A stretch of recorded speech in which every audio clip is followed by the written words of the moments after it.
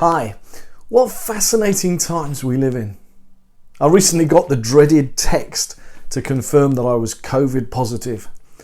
You know, one of the really strange things that I struggled with was the fact that I had a disease that was severe enough to have the national news report every day how many people had died from it.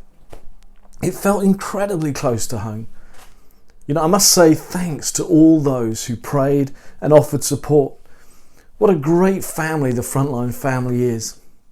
I'm well on the way to recovery now, and God has really protected me from the most severe symptoms that some are suffering with. I'm so grateful. Though the symptoms weren't pleasant, by far the worst thing was having to isolate from Nikki, my wife. Living in the same house but not seeing her was terrible. I stayed in a spare room and Nikki brought me meals and cups of tea and plenty of medication. Not only was life challenging, but I was facing those challenges alone. After a week in isolation, Nikki developed some symptoms and was subsequently tested herself.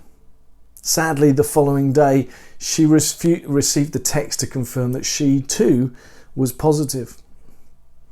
Oh, what conflict I felt. Never before had bad news been such good news. No longer was I isolated, and we were able to face the challenge of recovering together. You know, as we head into another lockdown for the rest of November, I want to encourage you not to let yourself get spiritually isolated. As John has highlighted, this is a season to be socially distanced, but spiritually connected. Without doubt, when we talk about spiritually connected, it has to start with being connected to God. We have so often talked about life being a balance of covenant and kingdom, with covenant, our personal intimacy and discipleship journey with God, being the starting point and the sustaining force for our kingdom activity. The spiritual connection could be described as a positive dependency on God. We weren't designed to get on with life on our own, only having God involved when the challenges of life hit us.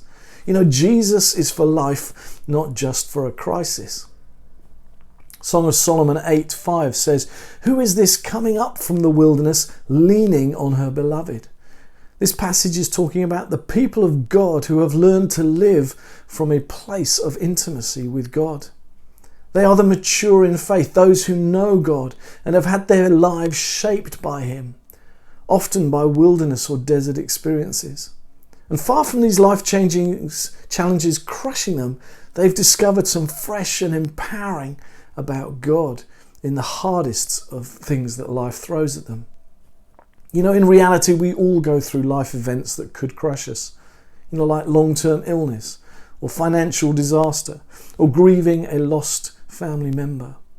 My experience is that God has used those to show me His faithfulness and how brightly His fire of love burns for me, and that He's good, and that, of course, the strangest of all truths, that in my weakness His strength is made perfect. If we allow God into these experiences, then we come up from the wilderness of life's tragedies, having learnt, like the maiden in Song of Solomon, how to lean on God.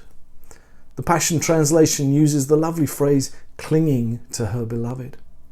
It's worth noting that the maiden is still leaning on her beloved, even though she has left the wilderness. It wasn't that she lent on him only when she needed him.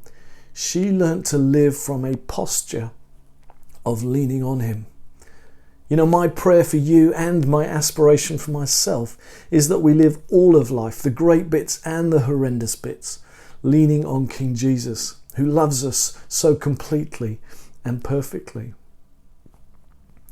So when we want to be socially distanced but spiritually connected, but not just connected to God, we also need spiritual connection with one another.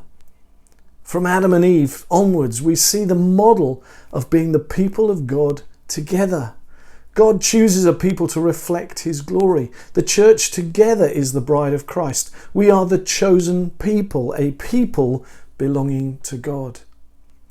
So in this season where we are separated physically from one another, Let's look for ways to still journey together and have the shared experience of being the people of God in the strangest of all seasons.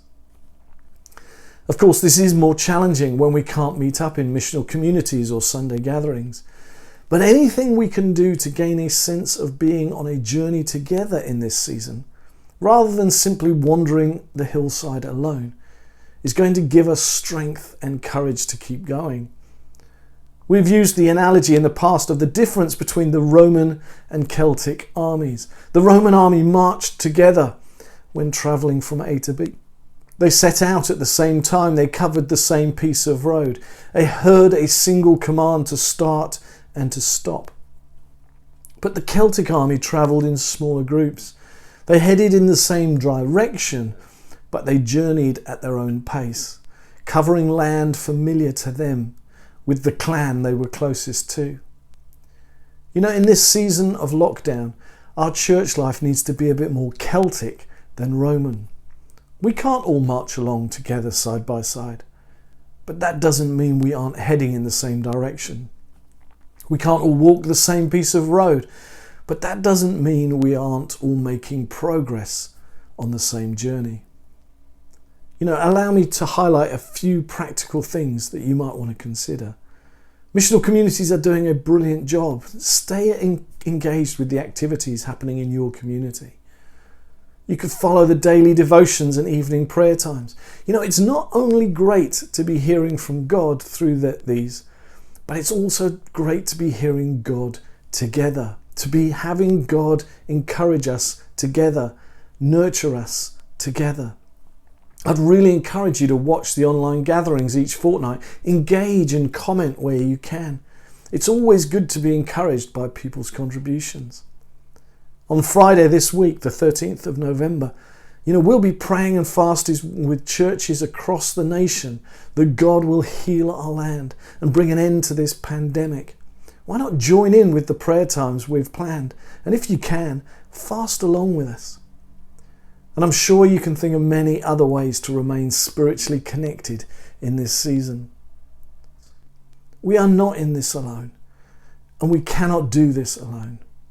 That is never what God intended. I pray that in the challenges and joys of this season, you will discover a new intensity to the passion God has for you and a fresh sense of fruitfulness in journeying with the people of God. Though we are socially distanced, let's remain spiritually connected.